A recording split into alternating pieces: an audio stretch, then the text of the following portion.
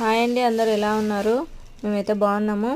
నాగుల చవితికి అయితే ప్రిపరేషన్ అయితే చేస్తున్నాము. పాలు పోయడానికి ముందుగా నానబెట్టుకోవాలన్నమాట సద్దలు మొలకెత్తుకోవడానికి. అందుకని నేను సాటర్డే మార్నింగ్ రోజైతే సద్దలు తీసుకొని అవన్నీ చెరికి బాగా చాట్లోకి వేసుకొని ఏమన్నా రాళ్ళు ఏమన్నా ఉన్నాయేమో అని చూసుకున్నాను.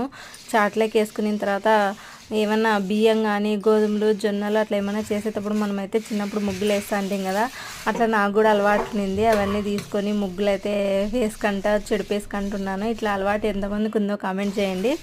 ఇంకా తర్వాత ఇవైతే ఇంకా నానబెట్టుకోవాలన్నమాట. బాగా ఫస్ట్ బాగా వాష్ చేసుకొని ఒక 2-3 సార్లు ఏమన్నా దుమ్ము అట్లా ఏమన్నా ఉన్నాయేమో అని చూసుకొని ఒక గుండెల్లోకి వేసుకొని అయితే నేనైతే బాగా వాష్ చేసి కడిగి అయితే తీసుకున్నాను.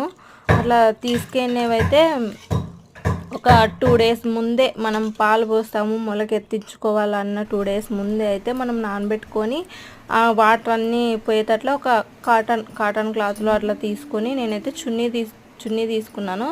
చున్నీలో అయితే నానబెట్టుకుంటే చూడండి 2 డేస్ తర్వాత, అంటే ఈరోజు పెడుతున్న ఈ వీడియో నానబెట్టుకుని ఉంటే చూడండి ఎంత బాగా మొలకలు వచ్చినాయో. పాలు పోసేటప్పుడు మనమైతే తీసుకుంటాం కదా, ఈరోజు మార్నింగ్ అయితే పాలు పోయడానికైతే ఇవన్నీ ప్రిపరేషన్లో అయితే తీసుకున్నాము. చూడండి మొలకలు ఎత్తిచ్చినవి ఎంత బాగా విడిపోతున్నాయో.